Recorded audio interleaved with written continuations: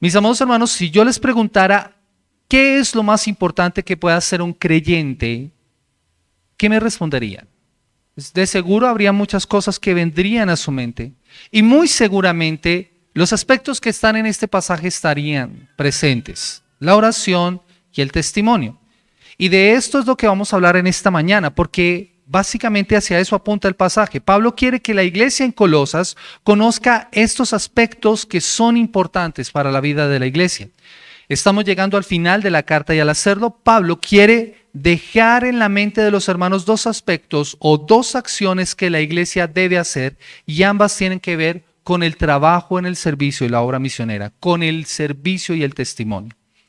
Ambos deben ser movidos por el deber. Quiero que lean nuevamente conmigo. Dice: perseverad en oración, velando en ello con acción de gracias, orando también al mismo tiempo por nosotros, para que el Señor nos abra puerta para la palabra, a fin de dar a conocer el misterio de Cristo, por el cual también estoy preso, para que lo manifieste como debo hablar.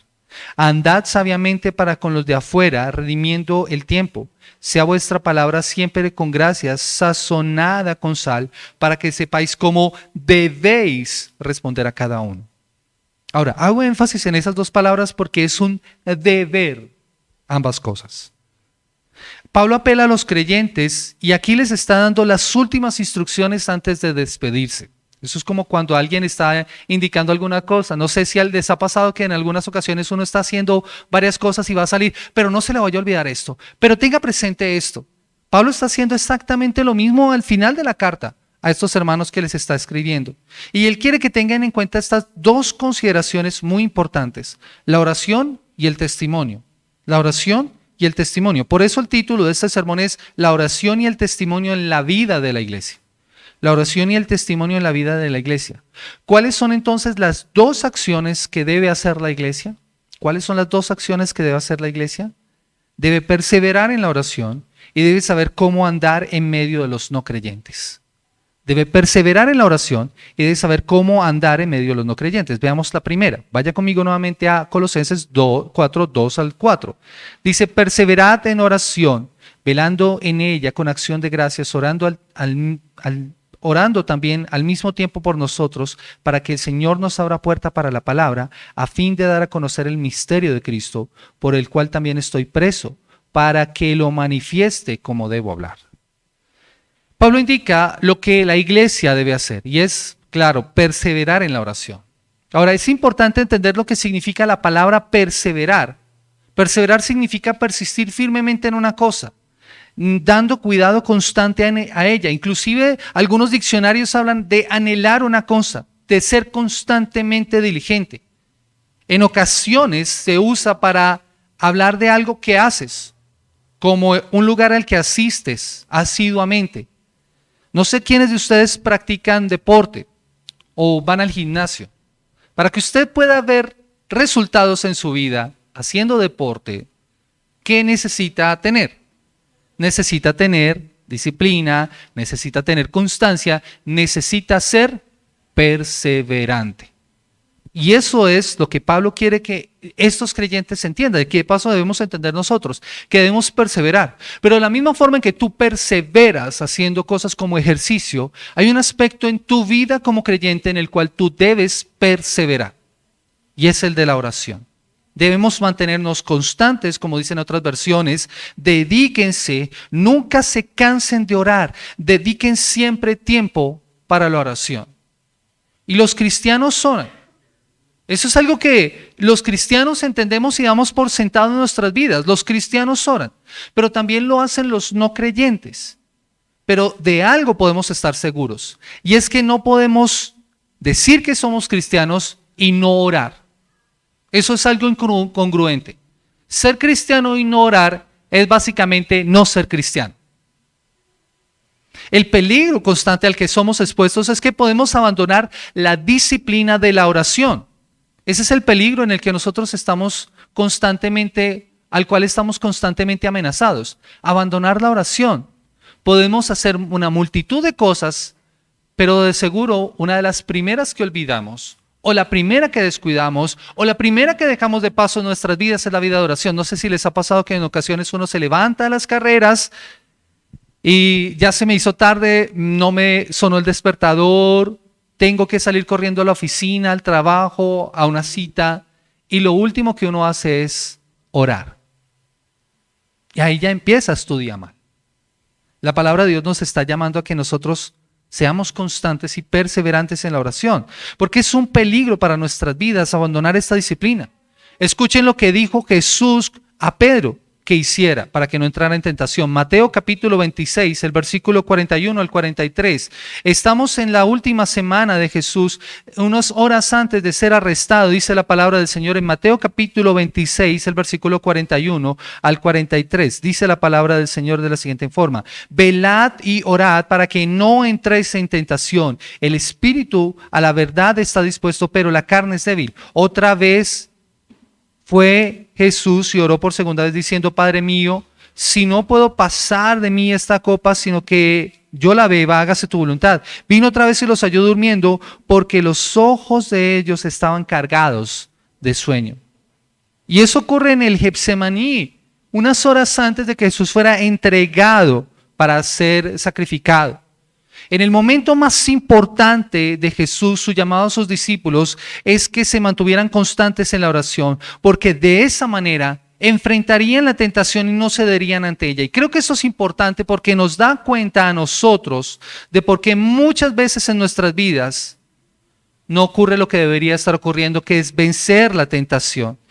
En muchos casos cedemos ante la tentación porque fallamos en la oración, porque no somos lo perseverantes que deberíamos ser en ella. No oramos con la constancia que deberíamos. De hecho, ese llamado en la Escritura lo encontramos nosotros todo el tiempo. En Hechos capítulo 2, el versículo 42 y el versículo 46, dice la Escritura que una de las primeras cosas que hicieron la iglesia cuando empezó a crecer en Jerusalén es que ellos perseveraban en la oración. Hechos 2, 42 al 46, y perseveraban en la doctrina de los apóstoles, en la comunión unos con otros, en el partimiento del pan y en las oraciones.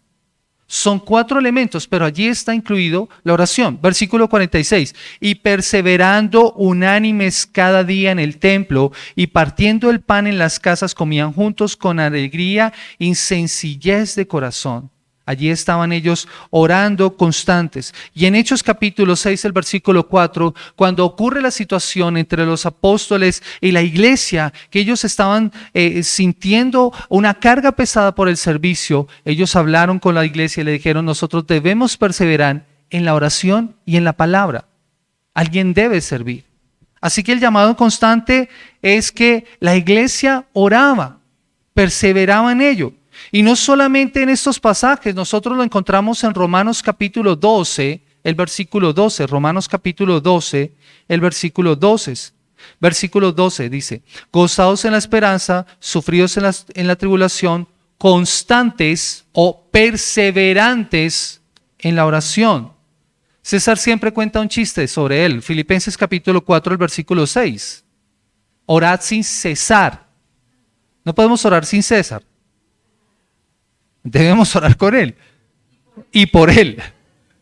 Debemos orar sin cesar. Creo que como lo manifiesta Pablo a la iglesia en Colosas es importante. Perseverad en la oración para que César no se sienta excluido. Mis amados hermanos, el llamado en la Escritura es que nosotros debemos orar constantemente. Es el uso constante de la oración lo que va a marcar la diferencia en nuestras vidas como creyentes. Y Pablo quiere que la iglesia tenga en cuenta esto. Pero por aplicación debemos verlo nosotros también. Es un llamado constante que también se nos hace a nosotros. Pablo les dice que deben velar, deben perseverar en oración constantemente. Vaya conmigo nuevamente allá a Colosenses, el versículo 2. Perseverar en oración, velando en ella. Ahora, velando en ella significa que no podían dormir. Velar es permanecer despierto, estar alerta. Y esto, en lo que nos explica la Biblia, es en un sentido de vigilancia espiritual. Y puede ser pensado de 2 maneras. El Señor le dijo a los discípulos también que debían perseverar y velar, porque no sabemos el día y la hora. Así que Pablo puede tener en mente cuando les está diciendo que ellos deben perseverar en oración, velando en ella, es porque hay una realidad constante que nosotros tenemos presente en nuestras vidas. Cristo en cualquier momento viene. Vuelve por segunda vez. No sabemos el día y la hora. Yo siempre les digo a mis estudiantes, puede ser el siguiente minuto a este. El Señor viene. Así que nosotros tenemos que estar en vigilancia espiritual constantemente. Pero también está hablando acerca de la dejadez espiritual. Debes velar porque hay un peligro constante en tu vida y es que tú abandones aquellas disciplinas que son necesarias para tu vida. Si pensamos en lo que Jesús le dijo a Pedro, nuevamente, o a los otros discípulos momentos antes de ser arrestados, podemos ver lo importante que es la oración vigilante, porque aporta fortaleza espiritual para mirar de frente la tentación y no ceder ante ella. La última parte del verso implica que hay un llamado a agradecer. Miren lo que dice, velando en ella con acción de gracias. Es la gratitud que debe marcar la oración. Es agradecer al Señor, como lo estudiamos con el grupo de hombres temprano. El dar gracias al Señor cuando oramos es porque reconocemos que nuestra provisión viene de Él y nosotros lo único que hacemos es extender las manos para recibir esas bendiciones que Dios nos ha dado cuando nos sentamos a la mesa. Así que cuando oras en actitud de gracias, estás reconociendo que de Dios viene tu respuesta, de Dios viene lo que Él te está dando. Eso es lo que Pablo les está diciendo. Inclusive Pablo mismo oró de esta manera. En Colosenses capítulo 1, el versículo 2, él oraba por la iglesia de la siguiente manera: con gozo dando gracias al Padre que nos hizo aptos para participar de la herencia de los santos en luz. Esa fue la oración de Pablo, con gratitud por la iglesia. Y bien lo mencionaba María, esta semana estábamos en la conferencia de fundamentos que se titulaba Cuando le amamos tal como Él es. Y el pastor Andrew James nos hablaba acerca de la santificación, pero una de las últimas charlas, una de las últimas conferencias nos hablaba acerca de la oración. Y yo vi la provisión de Dios para mí porque era precisamente el tema que íbamos a tratar en esta enseñanza, en nuestra serie expositiva. Y él nos decía algo que me parecía muy importante, y es que no habrá victoria en nuestra búsqueda de la santidad hasta que no haya victoria en nuestra vida de oración. Voy a volver a leer eso, porque quiero que nos quede grabado. No habrá victoria en nuestra búsqueda de la santidad hasta que no haya victoria en nuestra vida de oración. ¿Por qué batallamos con ciertos pecados en nuestra vida y no logramos derrotarlos? Porque muy seguramente la batalla la hemos perdido al no estar de rodillas buscando al Señor. Y James, Andrew nos decía algo que me impactaba, y es que a veces nos cuesta porque no vemos a Jesús, como lo explicaba Mari, como el mayor tesoro de nuestras vidas. Si Jesús no es el mayor tesoro de tu vida, cualquier cosa es más valiosa. Y eso te va a llevar a ceder. Nuestra oración es una disciplina en la que nosotros demostramos nuestra dependencia y nuestra necesidad de Dios. Y esto me impactaba porque nos enseñó algo a lo largo de estos 3 días que es importante que nos quede grabado también. Lo que creemos determina lo que deseamos. Y lo que deseamos determina lo que hacemos. La oración es una forma en la que nosotros demostramos nuestra dependencia a Dios. Pero la verdad es que si en verdad creyéramos eso, tendríamos una disposición continua para orar. Si la oración es dependencia a Dios, ¿por qué nos cuesta entonces tanto depender de Dios?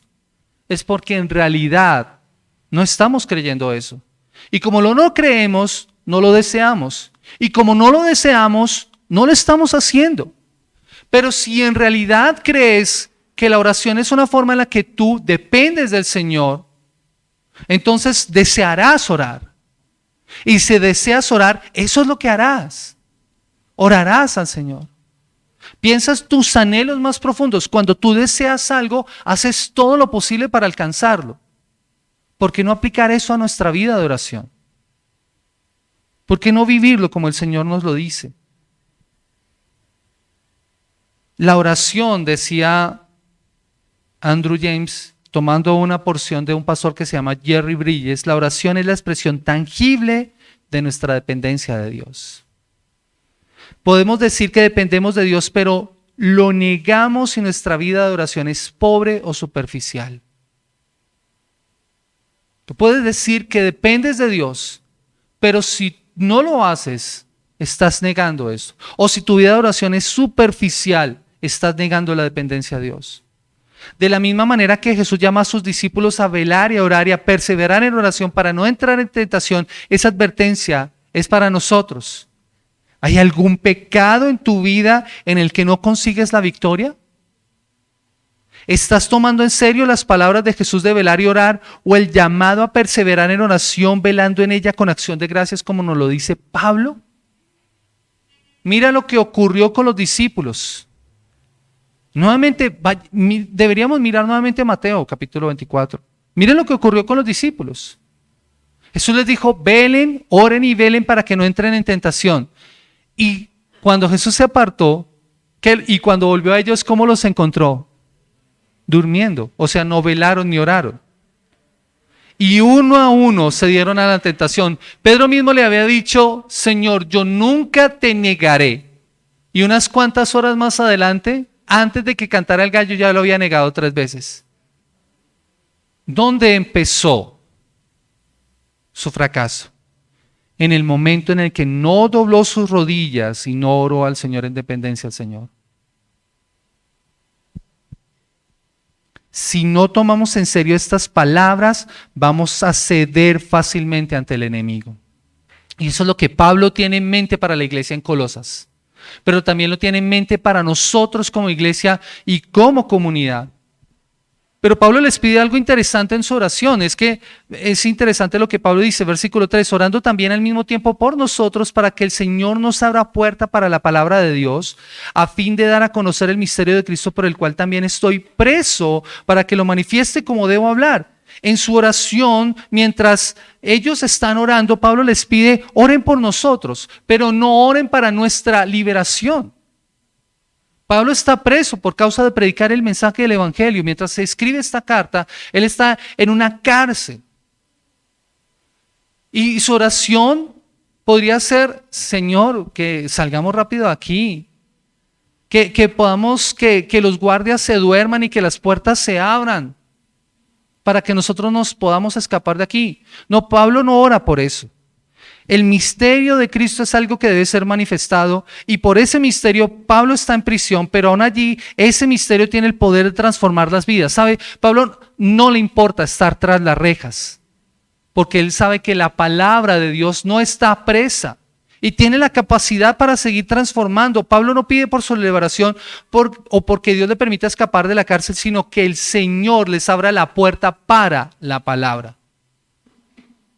Ese misterio es claramente comunicado. El Señor abre las puertas para que la palabra de Dios sea presentada. Y ese misterio es mostrado en toda la carta. El misterio de Cristo. Capítulo 1, el versículo 26 dice la palabra del Señor. El misterio que había estado oculto desde los siglos y edades, pero que ahora ha sido manifestado a los santos. Versículo 27. A quienes Dios quiso dar a conocer las riquezas de la gloria de este misterio entre los gentiles, que es Cristo en vosotros, la esperanza de gloria. El capítulo 2, el versículo 2 dice la palabra del Señor. Dice, para que sean consolados vuestros corazones y unidos en amor, hasta alcanzar todas las riquezas del pleno conocimiento, a fin de conocer el misterio de Dios el Padre y de Cristo. Pablo ora para que ese misterio sea proclamado. Y cuando pensamos en misterio, nosotros pensamos en cosas ocultas, en cosas que nos dan como susto, como miedo, pero realmente el misterio no debe ser así. Hay misterios a nuestro alrededor. La ciencia cada nada descubre los misterios, por ejemplo, del universo. Ahorita que tenemos el telescopio más potente, que es el Webb, ha tomado las fotos del espacio profundo de mejor nitidez y ha llegado a tomar fotos maravillosas de partes de la galaxia que no se habían podido ver con tanta nitidez como las ha tenido eso. Ha descubierto cosas que otros telescopios no habían podido ver. Eso es descubrir un misterio, el misterio del universo. El misterio de la palabra del Señor, el misterio de Cristo, era que el Señor había decidido desde antes de la fundación del mundo enviar a su Hijo Jesucristo para que a través de Él, hombres y mujeres como tú y como yo, fuéramos rescatados del pecado.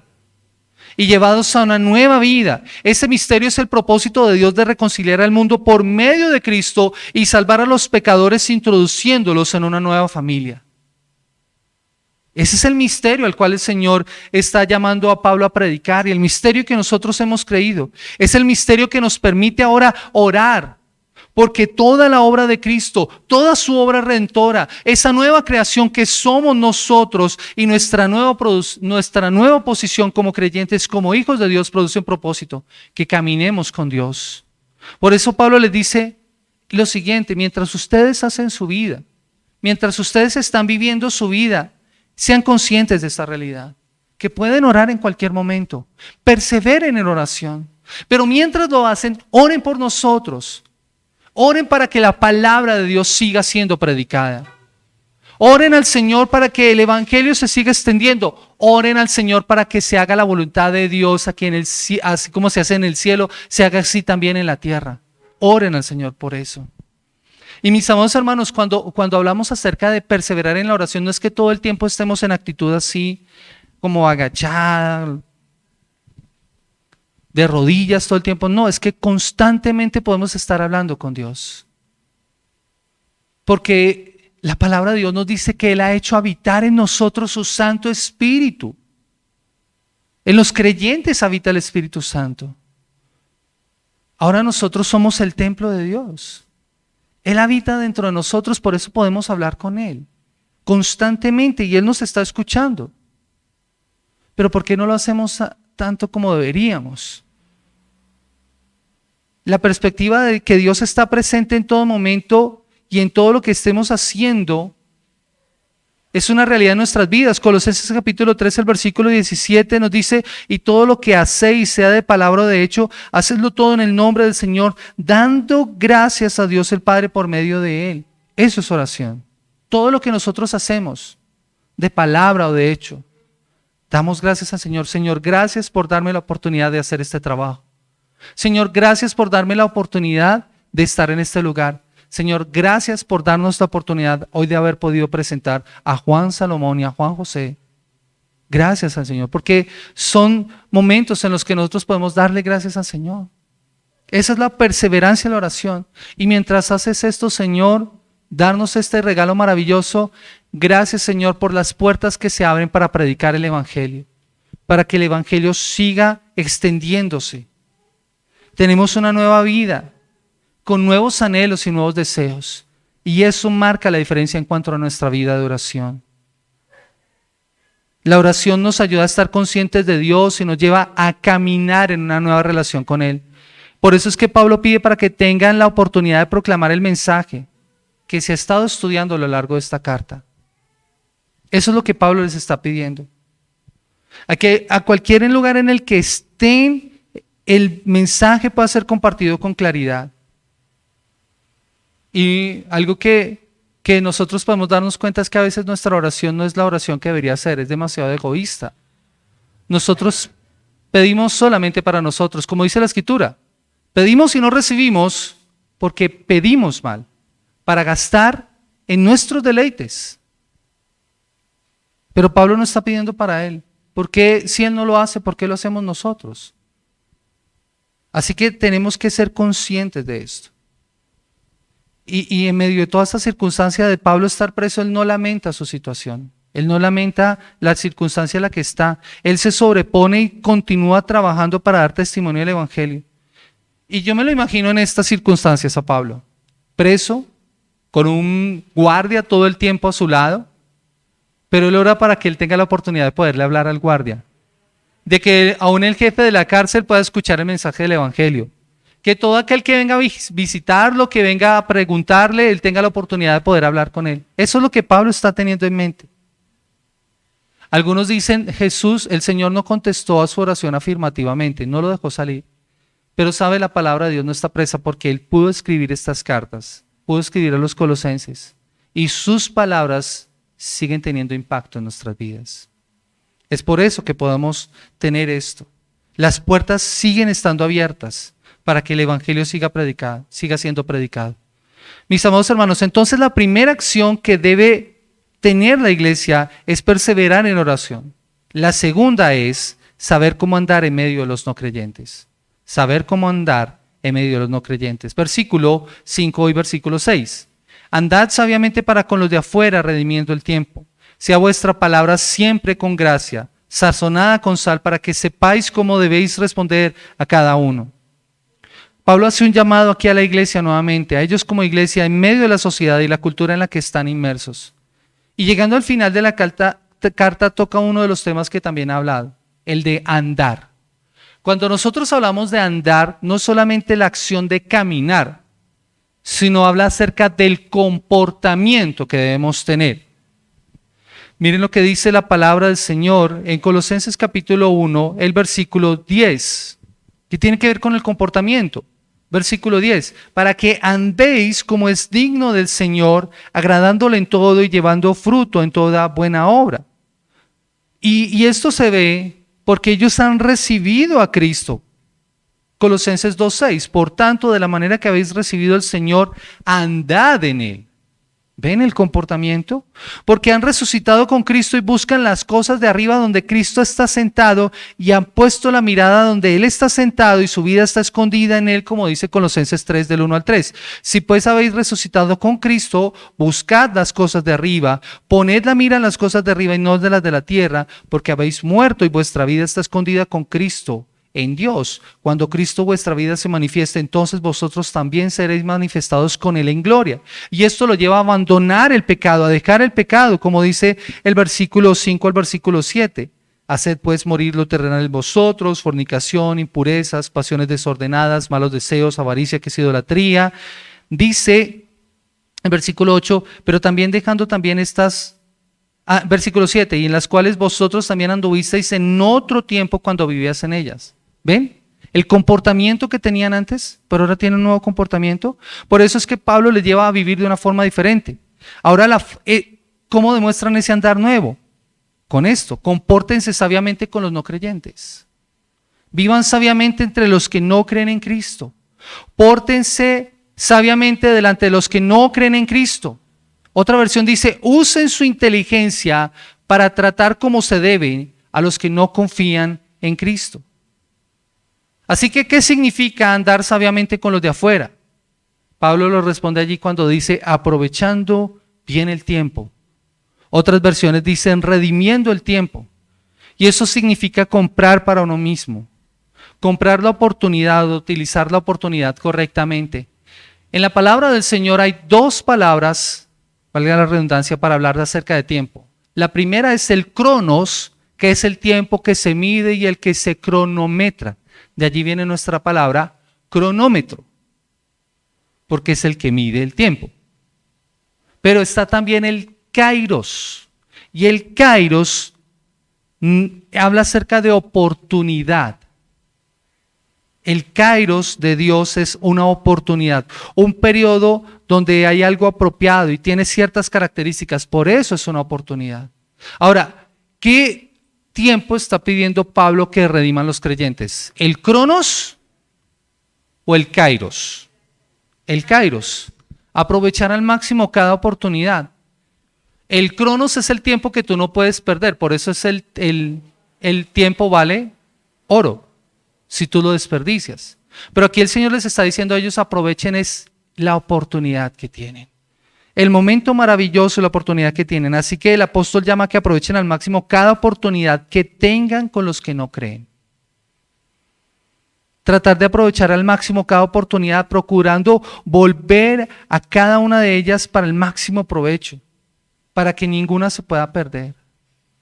Hay tres cosas en la vida que no vuelven atrás: la palabra dicha, la flecha lanzada y la oportunidad perdida. Hay oportunidades que Dios nos da a nosotros cuando tenemos el privilegio de conocer a alguien y compartir con alguien, de poderle presentar el evangelio.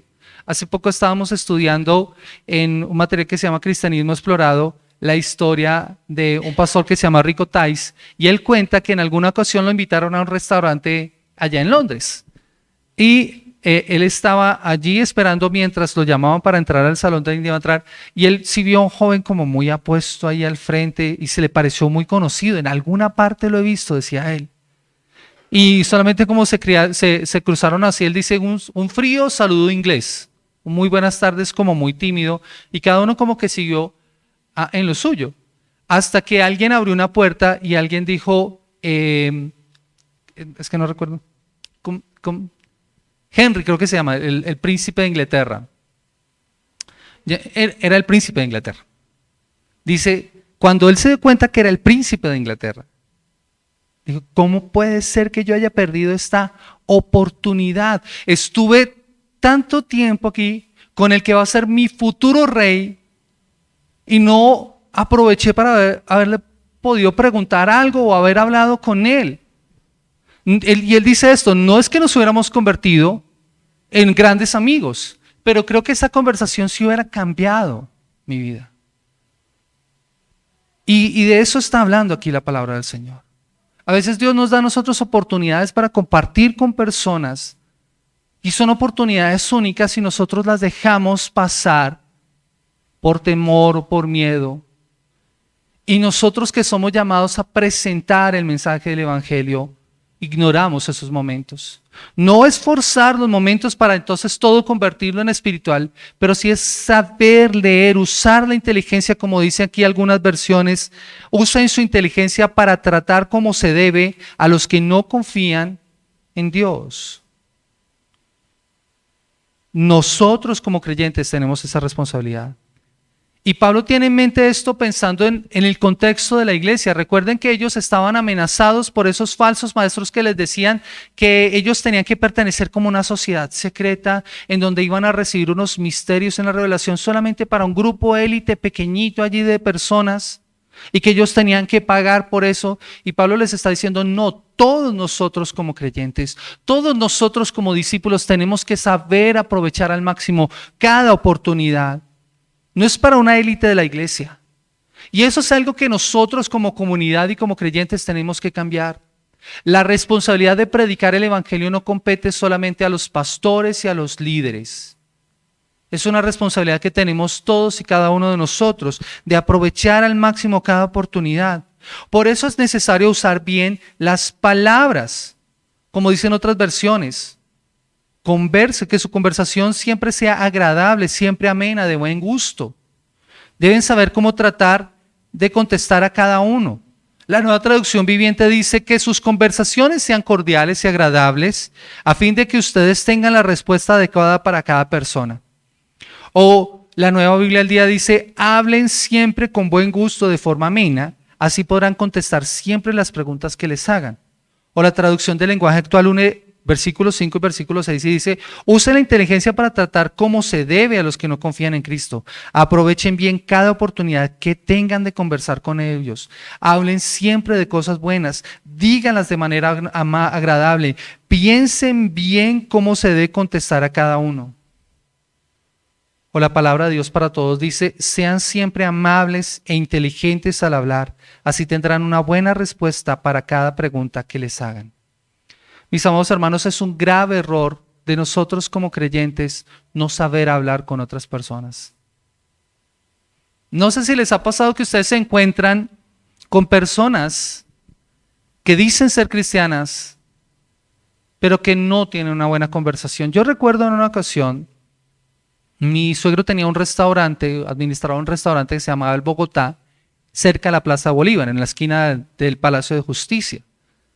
Y una vez entró un hermano a predicar del Evangelio. Y en vez de predicar, en vez de tener una conversación amable, en vez de entablar una conversación, lo que empezó fue a decirle, hijo del diablo, una cosa así por el estilo, creo que le dijo. Y creo que la respuesta de mi suegro no era la que él esperaba, seguramente. Mi suegro tomó la escoba y lo sacó a escobazos.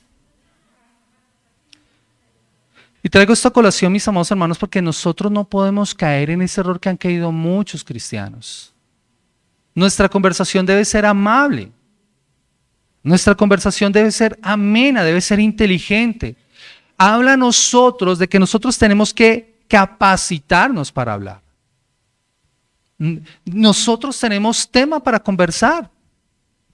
Y podemos hablar de de todo lo que se pueda hablar siempre y cuando sean sanas conversaciones, ¿no? Haciendo lo contrario de lo que estaban haciendo los creyentes en Colosas muy seguramente. Por eso es que Pablo les dice, ustedes tienen que dejar el lenguaje malicioso, el lenguaje en doble sentido, que su conversación sea amena, sazonada con sal, que sea oportuna. Así que Pablo les está diciendo esto, miren a su alrededor y cuando haya personas que no compartan su punto de vista, deben asegurarse de dos cosas: que sus palabras estén llenas de gracia, que sean amables, amenas, oportunas, pero asegúrense de que Jesús es suficiente y supremo en todo. Él quiere que caminemos conforme a lo que Él ha hecho en nuestras vidas, como lo expresa aquí la carta a los Colosenses. Dice, por tanto, de la manera que habéis recibido a Cristo, andad en Él. Por eso la vida cristiana no se trata de lo que sabemos, se trata de cómo lo que sabemos ha cambiado nuestras vidas. Recuerden, lo que nosotros creemos determina lo que deseamos y lo que deseamos determina lo que hacemos. De eso se trata la vida cristiana.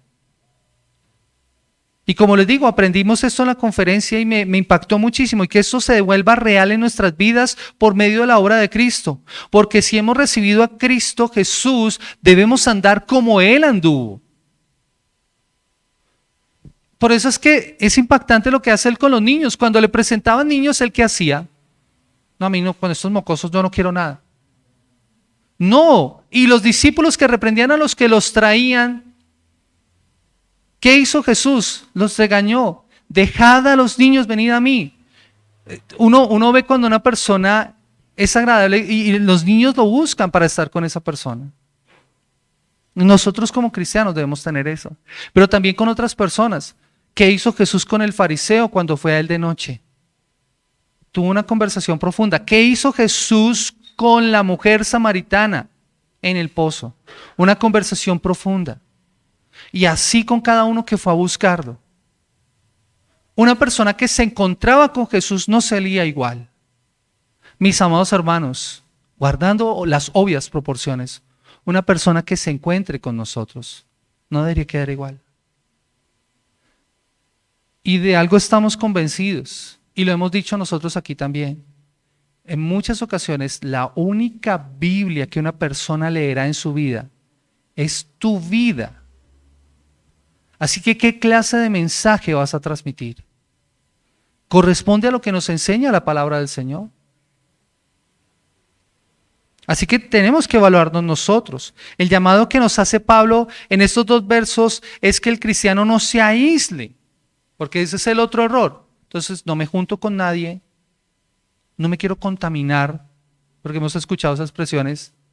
Entonces, no me junto con mis compañeros de trabajo, es que ellos son pecadores y yo soy santo, entonces no es aislarnos, pero que sí hagan la diferencia. Jesús mismo nos habla de que nosotros somos la sal de la tierra. ¿Y saben cuándo la sal es efectiva? No cuando está en el salero. La sal es efectiva cuando se aplica sobre los elementos. En la antigüedad la sal era usada como una moneda de cambio, pero también era usada por sus propiedades conservantes para detener la corrupción, para evitar la descomposición. En su hablar el cristiano debe ser de esa manera.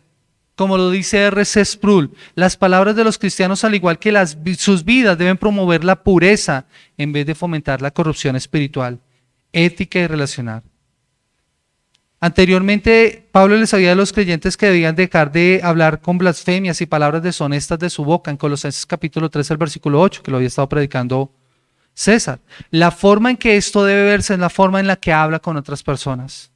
Por eso es que nosotros como cristianos no participamos en conversaciones de doble sentido, ni en chistes vulgares, ni en conversaciones en donde los temas no edifiquen. Porque nuestro hablar es diferente. Nuestra conversación debe ser sazonada con sal para que se detenga la corrupción. Pero sí tenemos que ser inteligentes en saber cómo responder a los demás. A todos estos, el llamado de Pablo incluye a los creyentes que deben saber cómo responder a aquellos que preguntan acerca de la fe. Tal vez algunas personas en tu trabajo, en los lugares en donde tú compartes, te ven y saben que tú eres cristiano. Y puede pasar que en ocasiones te pregunten a ti. sobre ciertas circunstancias porque tienen dudas. Debes saber responder. La palabra de Dios dice que nosotros tenemos que estar preparados para presentar defensa a todo aquel que demande razón de nuestra fe. Y ese estar preparado significa que nosotros nos hemos capacitado para poder hacerlo, para saber responder en especial a aquellas personas que se burlan o que son hostiles a nuestra fe o que simplemente tienen dudas. Debemos estar preparados para hacerlo. Pero siempre tengamos la oportunidad de presentar a Cristo y hablar del mensaje del Evangelio. Por eso es fundamental el estudio de la palabra para poder saber cómo contestar a otros. Mis amados hermanos, yo quiero finalizar con unas conclusiones y con unas aplicaciones de este pasaje, brevemente. Entonces, las acciones que debe hacer la iglesia y que Pablo llama a hacer a la iglesia es perseverar en la oración y saber cómo andar en medio de los no creyentes. Perseverar en la oración y saber cómo andar en medio de los no creyentes. Somos llamados a perseverar en la oración. Jesús le dijo a Pedro que lo hiciera y como no lo hizo, cedió ante la tentación. Nosotros debemos hacer de la oración algo constante en nuestras vidas para mantenernos en comunión con Dios. Pero en cuanto a la oración y hablando en cuanto a esto, deberíamos preguntarnos, como alguna vez nos preguntó un amigo en un sermón acá, si Dios contestara tus oraciones esta semana, ¿cuántas personas se habrían convertido? Debemos cambiar nuestras prioridades en cuanto a la oración. Deben pasar de ser nosotros mismos a ser más en torno a Dios y su voluntad. La oración es una necesidad de la iglesia tanto en manera individual como en manera colectiva y tenemos la tendencia de descuidarla de manera muy frecuente. Se puede orar y no ser cristiano, pero no se puede ser cristiano y no orar. Y nuestra oración muestra nuestra relación con Dios y lo que creemos en cuanto a Él. Cuando no oramos, así digamos que confiamos en Dios, en realidad no estamos confiando en Él. Y eso es algo que debe cambiar. Y debemos hacer una oración, como les digo, una prioridad en nosotros como creyentes. Por eso quiero invitarles a que los sábados de 6 a 7 de la mañana que nosotros estamos teniendo nuestro tiempo de oración, nos encontremos. Lo estamos haciendo de manera virtual. Conéctate y ora con nosotros. Orando se aprende a orar, solamente se aprende orando. Por eso es importante que lo tengamos muy en cuenta.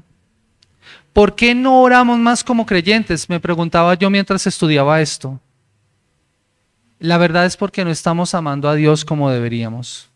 Si no oramos tanto como deberíamos es porque no amamos a Dios tanto como creemos. Cuando tú amas a alguien, buscas hablar con esa persona.